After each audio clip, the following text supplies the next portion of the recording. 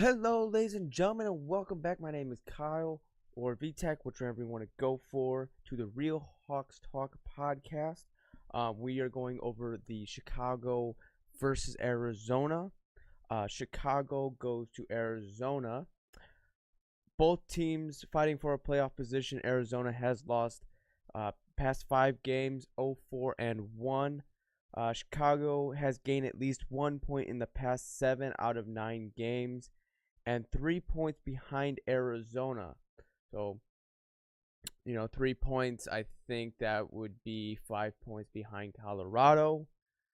Players to watch for in this game where Jonathan Toews has 32 points, 14 goals, 18 assists in his past 26 games, and Vinny Hinostroza has 4 goals in the past 7 games. He also had 2 goals against Chicago this year as well, a former Blackhawk.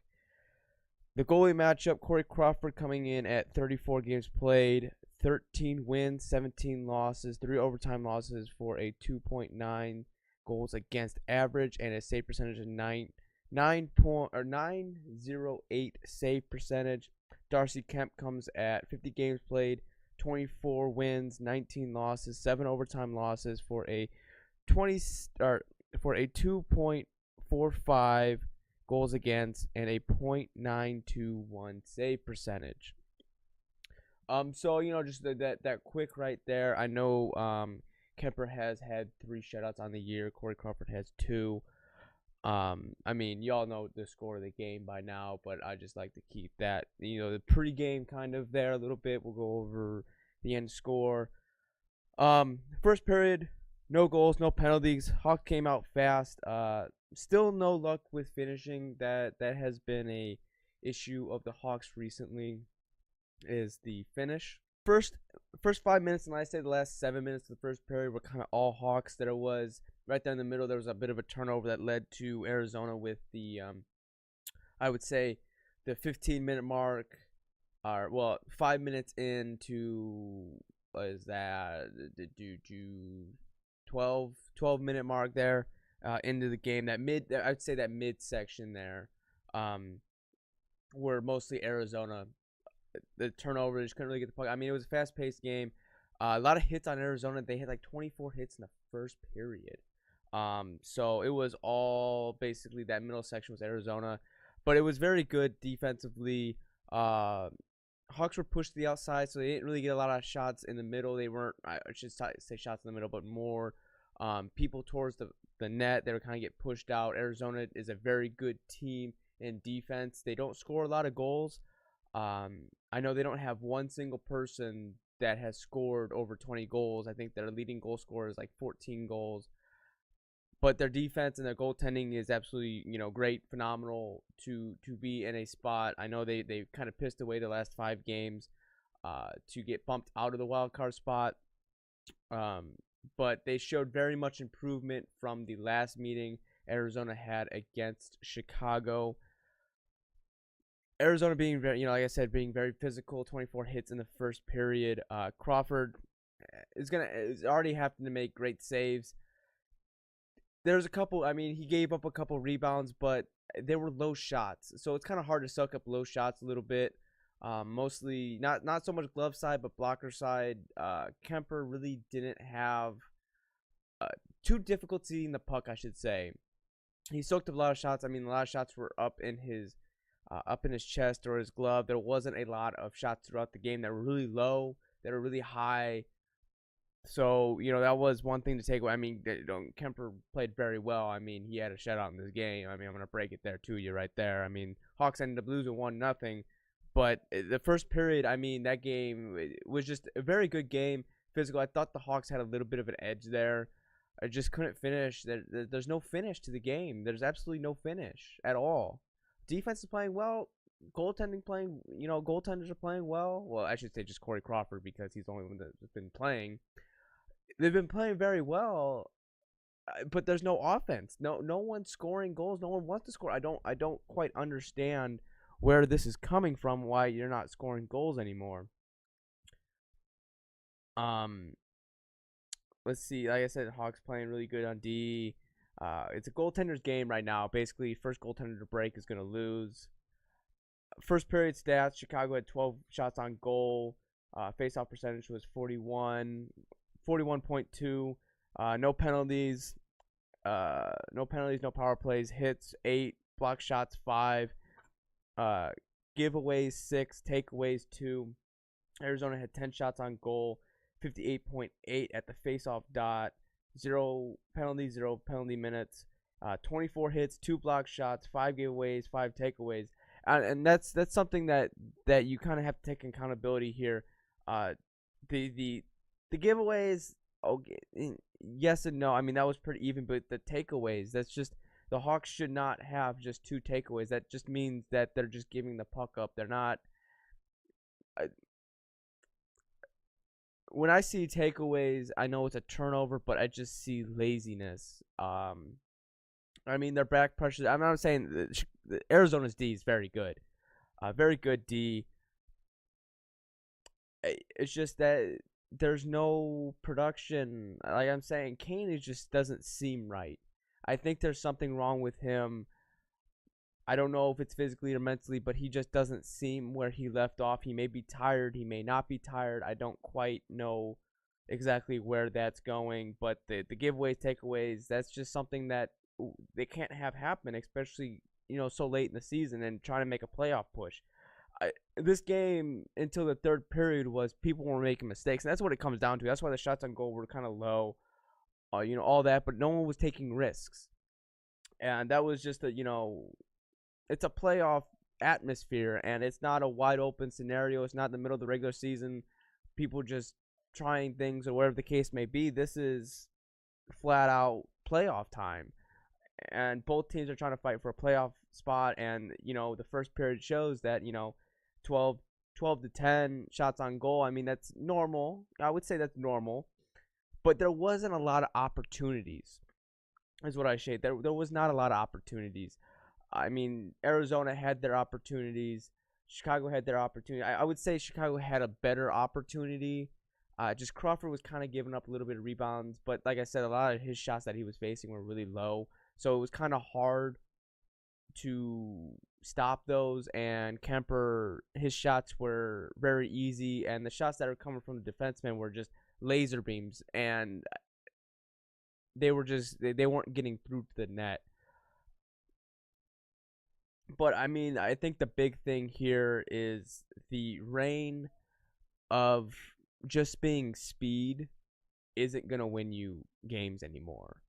I mean, you got to have to look back, Pittsburgh, they went on that back-to-back run with the Stanley Cup. They were a fast team but physical at the same time, and I just think that formula of not getting anyone to hit isn't going to work anymore. You're not wearing teams out. I just don't think that's going to work. I mean, your older players, your team that's so used to scoring 5 goals a game isn't getting that production anymore. So you kind of have to rely on the defense to force big hits or force things to happen. And a 24-8 hit ratio, that's just not going to cut it. That's just very bad.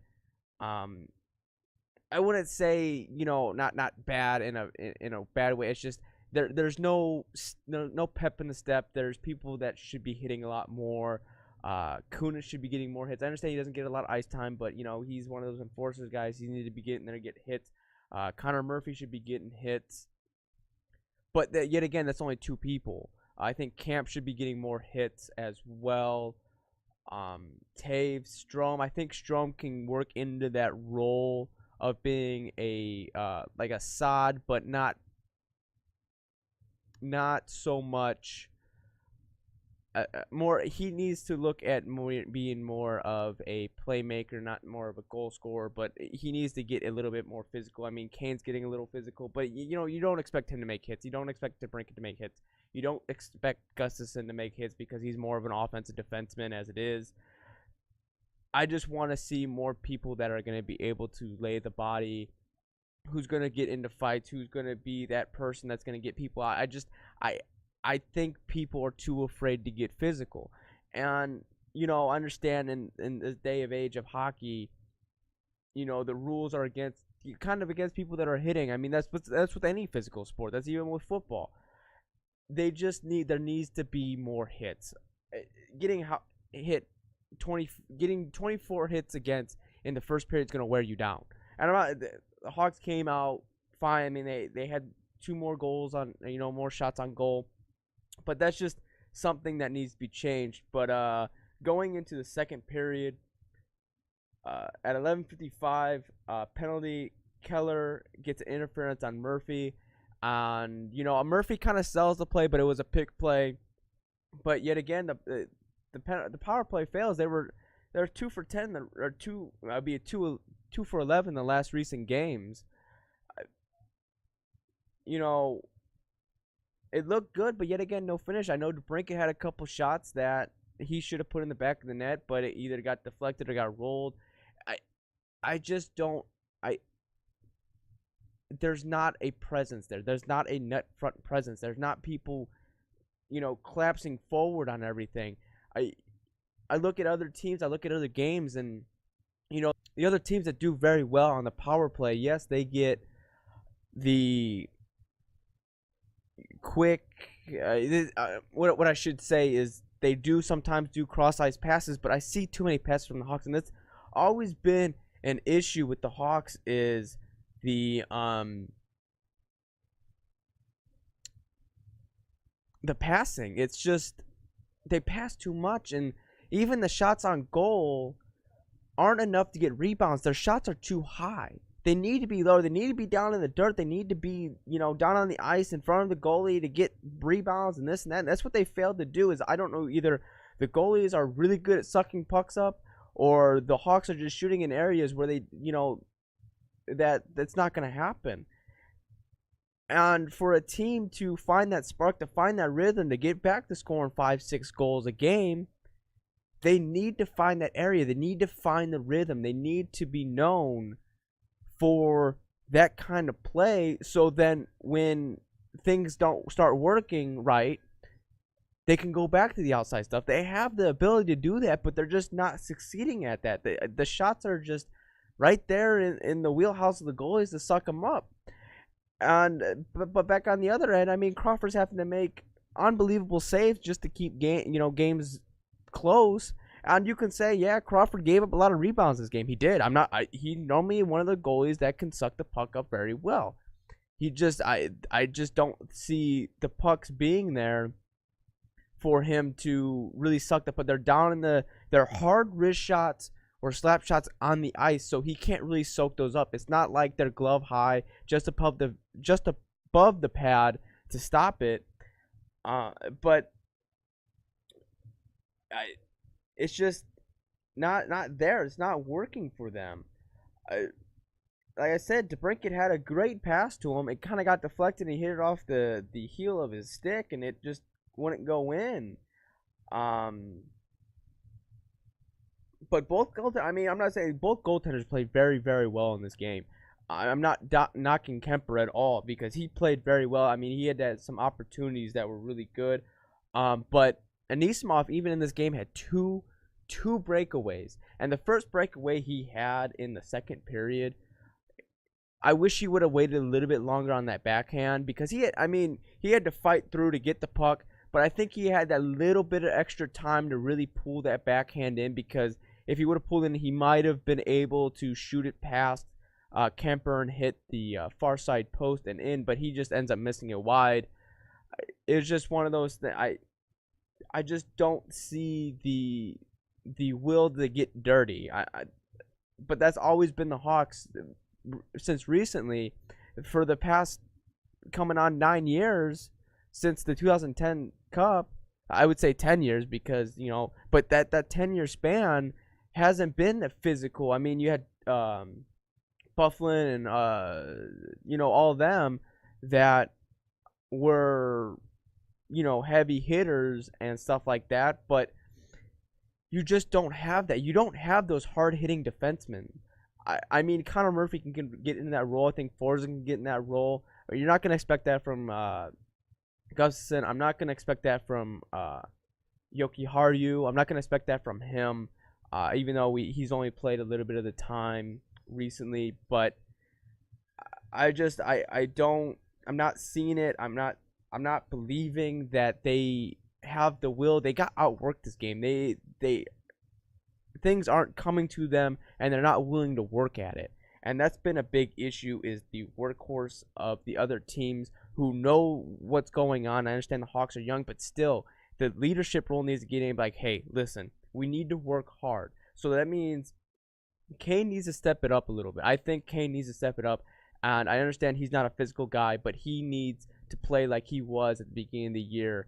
Him playing at the beginning of the year, the team is down, and he kind of flips a switch and starts to kind of go, but you're at a point where that switch needs to be flipped before the first drop of the puck on the faceoff, and it's not there. It's hard to watch. It's starting to get hard to watch them lose these close games. It was hard to watch when the games were 5-4 because they were scoring goals, but the defense was bad. Now it's the defense is playing well, and oh well, let's just piss on the offense and say, yeah, you know what, we're not going to worry about offense this time. So that's just something that needs to be changed. They got 6 games left. I want to see production. I'm not saying they're going to go on and make the playoffs. I'm not going to say they're going on this unbelievable win streak where they're going to get all 12 points and magically make the playoffs, because that time's gone. That time of them filling that spot to get this into that second wild card spot is over. You had 2 games against Carolina. You had the 1 game against Arizona. Arizona was pissing their opportunities away, and you go off and you lose those 3 important games. You lose those 6 points. You lose those 6 points that are very beneficial to you. Even if you would have gotten 5 out of 6, perfectly fine, because you would have still been there and it would have been an opportunity, but you pissed it away. And so your season's over. You just got to face the facts. The season's over. And it's going to be they're going to need a miracle. They're going to need those 2 teams to piss it away. But at the same time, you're going to have to go out. You have San Jose next. They've been killing you all year. LA, you got killed by them previously when Crawford comes back from injury in a second game. But the West Coast has been killing you. Then on top of that, you're going to have Winnipeg. I just don't see it realistically. That's going to be it's over. You got less than 2 weeks left in the season. You got 6 games left. You pissed the opportunity away tonight. You pissed it away, and it's going to need to be changed. But going to the second period stats, Chicago had 5 shots on goal, 43% in the faceoff dot, 0 for 1 on the power play, no penalty minutes, 16 hits, 8 block shots, 6 giveaways, 2 takeaways. Arizona had 7 shots on net, 57 in the faceoff percentage. No power. They didn't have any power plays, 2 penalty minutes, 36 hits, 7 block shots, 10 giveaways, 13 takeaways. And I mean, Arizona was giving you the puck away. They were giving the puck away, but then the takeaways just bumped up. That means that, okay, they give the puck away, but then in return they would probably get the puck back, because you weren't getting to that point where you needed to be to take that puck away from it. And okay, you double your hits. All right, you play a little bit more physical. You got your skates under you, I guess. You have a road trip, whatever, blah blah blah. It's bull crap. That road trip crap is bull crap. Okay, because the game's on the freaking line. I don't care. You go to Colorado, you play back-to-back game, then you go to Arizona. Okay, you still had a day off, a day and a half off, basically. Suck it up. You come off a great overtime game. I went to. It was a great game, enjoyable game, and then you play this kind of hockey. Where's the shots on goal? 5 shots on goal ain't gonna cut it. You're pissing your opportunities away. You want to see at least 10 shots. If you get 10 shots in a period, okay, that's good. Because by the second period, the goalie has seen 20 shots. That's 20 shots where you can learn, okay, how do I beat this guy in the third? But there's none of that. There's absolutely none of that. That 5 shots on goal, that's not going to help you. Going to the third period at 4:35 into the third period, Seabrook gets a tripping on course. and that leads to a penalty. And the last 2 times anyone cashed in on the penalty was 2-man advantage. But if you look back at the Colorado games, what started the scoring off? The 5-on-3s, scoring the penalty kill, the penalty kill, the penalty kill. And what happens at shortly after that, probably at 5 minutes, a couple 30 seconds later, a minute later, Cousins gets his 7th of the year. Assist by Ekman Larson with his 29th of the year, assist of the year, I should say. Marcus Kruger gets the puck on the boards, and he doesn't fully get the puck out. He gets it to center ice, and Ekman Larson gets it, passes it to Cousins. Cousins shoots low again, hard wrist shot. Crawford can't pick up the rebound, and he puts in his own rebound. Okay, do you blame Crawford for that? And I went on Twitter. I went on the Twitter and the Blackhawks and just kind of look at what people were saying, and what they say was the season goes down with Seabrook's trip and Keith flat on the ice, because Keith sprawled out to stop like a 2-on-1 kind of situation, and it didn't work out in his favor. You gotta get the stick down in the way of the shot or whatever the case may be, and that's how the season's gonna go. That's how it's gonna go. You have one guy in the penalty box, and you have one guy down on the ice shaking his head, going, "Well, shit, this is what just happened," and that's what ends up happening. And then the Hawks are like, okay, we're gonna turn up the heat a little bit. We're gonna turn it up. We're gonna shoot. We're gonna do all this. And Kemper just plays out of his mind, because there's not. Okay, yes, there's a lot. I understand. I've been preaching get shots on goal. Okay, I don't mind shots on goal. That's what you want to see. But every shot that you shoot, that's a weak shot or just a shot in to get it on the goaltender, and it gets soaked up, there's no rebounds. You can't do anything off of rebounds. If the goaltender just sucks, okay, you go to a faceoff, and your faceoff has been piss poor. You're losing half of the faceoffs, more than half of the faceoffs. So that's not helping you. So get the puck down low, get it into that zone, get people there. The defensemen need to not laser the puck so freaking hard. I see them, they just wind up for the slap shot, they try to shoot it in, it goes flying over this way, gets deflected that way. Get a nice slapper. The goals that I've seen that have been deflected aren't heavy shots. They are just enough on the ice to a forward can get the puck and deflect it in. It's not that hard. I'm not okay. I shouldn't say it's not that hard, because I'm not playing hockey. I've never played hockey. I can't say that it's easy. But you're professional hockey players. You work on this stuff all the time. So either it's a coaching problem right now, or the players aren't executing the game plan. And I'm not gonna be down on Jeremy Collins, because he's done a very good job stepping in for Joe Quenneville. It's a new system. Players are just trying to get used to it, and I understand that. But where's that fire? Where's that step? And the defenseman starting to play a little bit more, but really there's only one defenseman that's going to score goals that I see when I get the puck. I'm like, all right, he has an opportunity to shoot the puck and shoot it on goal to get it in, and that's Gustafsson. No one else is giving us that. No one else. Seabrook, Keith. Keith, yes, he has that overtime winner in Colorado, and he powers through, but he was determined to get that. But it's hard to determine that when you're down by 1 goal and you don't have your key players scoring goals. And that's just a big issue. You don't have the DeBrinkets. You don't have the Kane. You don't have the Strome. The Perlini is just ice freaking cold right now. I just think that he just had a fluke. I'm not saying that was a fluke, but it's a fluke week. All right, he had a fluke. He played really well. He started off nice against the former team, and I think that was just one of that sparked it. But you're back in that old building, and when you look at, Connor Murphy, Dylan Strome, Perlini, all former Coyotes. All right, all first round picks from Coyotes. But then you look at the Coyotes side. You got Jomerson. You got Hinestrona. There was one other guy, Smoltz. I didn't really care about Smoltz, but he didn't play tonight.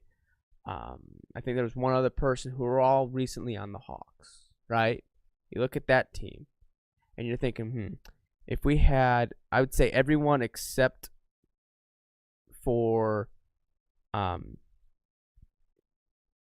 Smoltz, I would say, okay, we're looking pretty decent. We just don't have that we just don't have that anymore. It's just it's hard to watch from a dynasty to crap. And I understand that's gonna come. Every team's gonna go through it, but you're young, but you're still in a position to make the playoffs, and I just don't see the push there. But then getting 18-13, Keith gets a tripping on course again. And that point, they're not going to win the game. You're going to pull Crawford, but it's going to be 5-on-5 on a. That's just going to be annoying. It's hard to, shorthanded wise. It's just that's a hard opportunity to come off and score. And there was a couple opportunities. I think Perlini had another opportunity, and Anisimov had another opportunity. They just can't cash in. But I mean, I'm sitting there. I watched that, and I write this when I look at my note sheet. I write this in complete anger, basically. Everything's capitalized. All this. I said there's no offense. You can't get shut out in this situation. You cannot. With a team that, yes, they're good on the defense, and yes, they have a #1 penalty kill, but you can't get shut out this late in the year, especially when you're fighting for a playoff spot. You have to score at least one goal. You have to figure out how to score a goal. One goal. That's all you needed to bring this at least into overtime. And you can't do that with the offensive power you have. There's an issue. There's an issue that needs to be addressed, and there's an issue that needs to be changed. I'm not saying the rest of this season. I'm saying next year that's got to be looked at. There's something there that needs to be looked at. There has to be a reason for this cold streak. And I understand everyone's going to go through a cold streak, but you can't let that happen all at once. You can't have everyone be on a hot streak and then everyone be on a cold streak. You can't rely on Patrick Kane to score every freaking game, to score 3-4 goals or have 3-4 assists a game. That's not going to happen. That's not likely. Okay, this ain't a video game. It's not going to happen. DeBrincat's completely cooled off. Strom's completely cooled off. Taves has been, he's been around. What I'm saying is he's not really cooled off, but he's not really hot. I would say he's warm.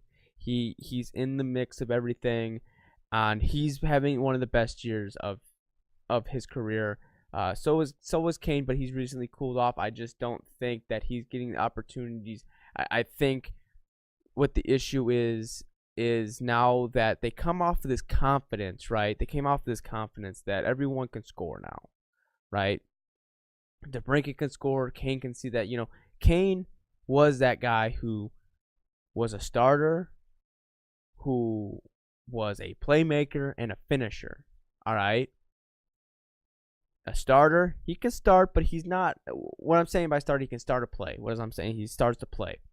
It's not there anymore. That starting of a play is not there. You watch him, he gets stick. I mean, everyone's on him. That's the one guy they need to stop.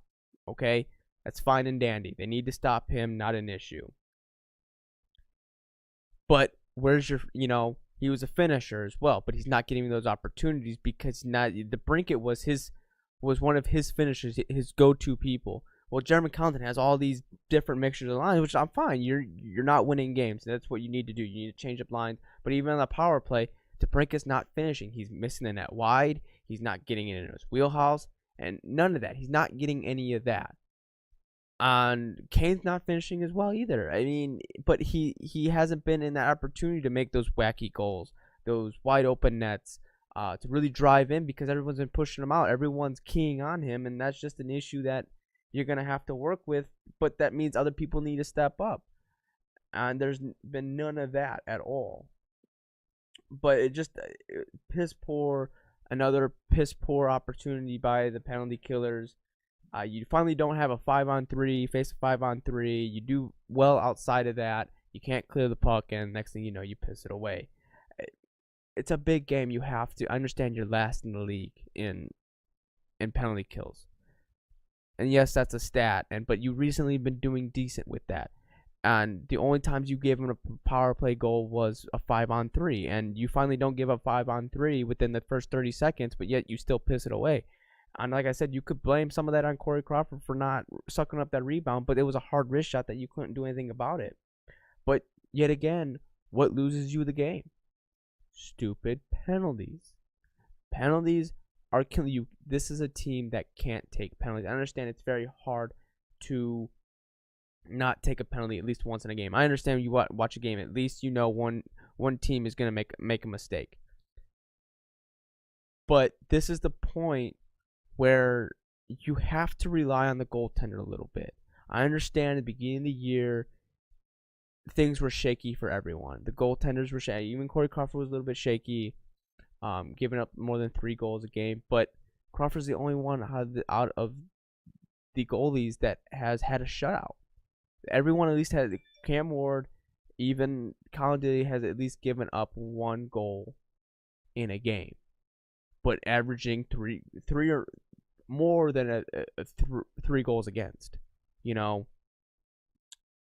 and that's just you have to trust the goaltender a little bit. That's how you don't take penalties. You trust the goaltender, even if it's a breakaway or whatever the case may be. But they're bad penalties. You've been taking bad penalties, especially your 2 good penalty killers. Seabrook taking the first one. That's horrifying. You can't let that happen. You take out your first power play unit, your first 2 defensemen, and you put one of the other ones, a younger guy, in there that isn't going to be as effective. But season's over. Good luck next year, boys, because your season's over. You pissed the opportunity away. You really did. And you have a goalie that okay, you can say you can always look at the bad things, but goals against under 3.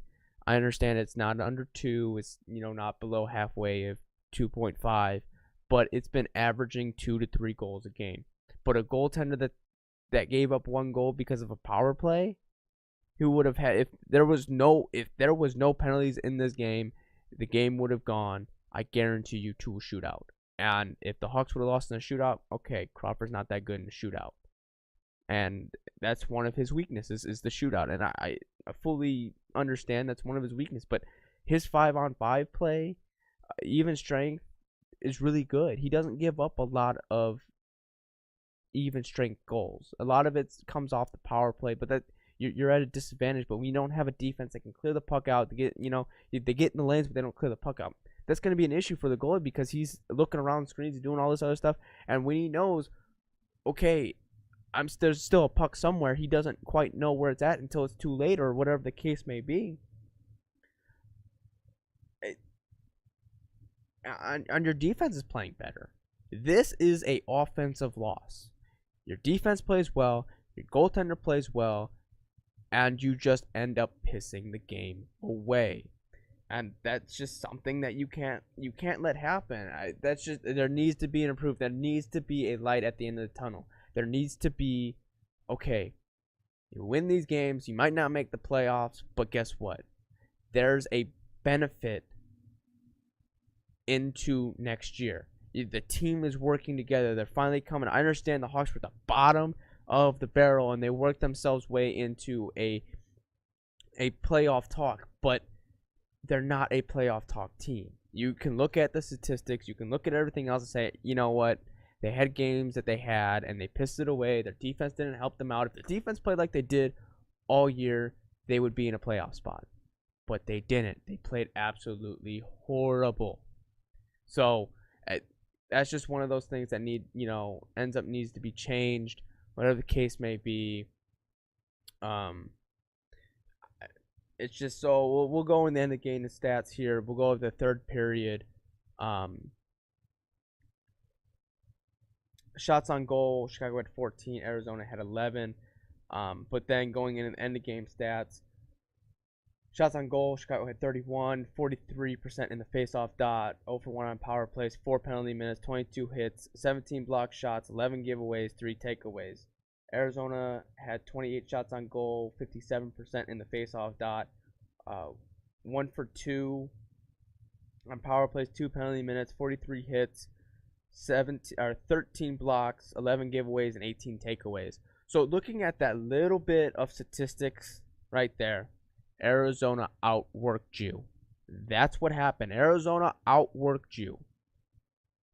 They had 18 takeaways. They gave the puck away 11 times, but they took probably most of those giveaways back to 18 versus your 3 takeaways. The defense on that portion, terrible, and that needs to be changed. Block shots, okay, give you the edge a little bit on that one. You had 4 more block shots than Arizona did. That means you're getting in the way. Crawford's not seeing as many shots. That's fine. Hits, Hawks are known for hitting. That's just one of those things that are going to happen. Almost getting doubled in hits. You're going to see that happen, but I want to see that fire, that spark, the willingness to, put yourself on the line, make your money's worth. Not everyone on that team is a goal scorer. Kuna is definitely not a goal scorer, and he understands that. So he's going to get physical. Kemp, a physical guy, going to get in there. Saad, he's a goal scorer. He's a power forward. He'll grind. He's not much of a hitter. Sekura, I want to see him this offseason put a little bit more muscle on him, put more little weight on that, and I want to see him become a hitter because I think he would be another good power forward that can really get in there and really dirty. Murphy, I want to see him put a little bit more weight on to be, throw his body around a little bit more. Forsling can be one of those put the body on people. But I mean, they're young, yes, but you're losing time on your top players. You're losing that. You're gonna run into an issue either where Taves and Kane want to say, hey, you're either going to give me this money or they're going to be team players and they want to retire with the Hawks and say, all right, you know what? We're not going to take the money. We can work around everything else. We have our 3 rings. We have all this and that. Or they're going to take it to free agency and say, all right, we're going somewhere else. We're going to try to win one more ring. You're going to lose that. So Stan Bowman, it's time for you to stand up or you're gone. You need to figure out where that needs to come from, and you need to fight. You need to figure it out. Your daddy gave you a team that ends up winning 3 cups. Well, where's yours? All right, yeah, you take it over, right? And they win 3 cups, whatever. But where's yours at? Where's your situation going? All right, this proves that you pissed your opportunity away to at least win one more cup with the team you had. At least after the 16th season, you pissed it away because you got swept. Oh, big deal! You got swept. You at least made the playoffs. You didn't gradually get worse. You just cut everything off and said, all right, screw it, we're done. We're just gonna rip this team apart. Keep some of the core players and build around that. Yeah, it didn't work out well for you, did it? It's going to be 2 years in a row where you haven't made the playoffs. That's on you, Bowman. That's on you. You need to figure out what you need to do to get better. You need to figure it out. And I don't think firing Jeremy Colleton and his coaching staff is the answer. I think you need to look at the players you have and give a good hard look and see who's giving you the statistics on what is improvement and what is not. But going into the goalie stats, Corey Crawford had 27 saves, 28 shots against for a 9.964 save percentage, 1 goal against. Darcy Kemper had a complete shutout with 31 saves, 31 shots. 1,000%, no goals against. Individual stat leaders for Chicago, time on ice, 23-54 goes to Gustafson. Hits go to Murphy and Kunitz at 4. Block shots go to Seabrook at 4. Shots on goal, Perlini, Taves, Sott, and Gustafson all had 4 shots on goal. And Anisimov was 56% at the faceoff dot. But, just looking at the Hawks' individual stats here, the big thing is the shots on goal. Big thing is shots on goal here. And the face-off percentage.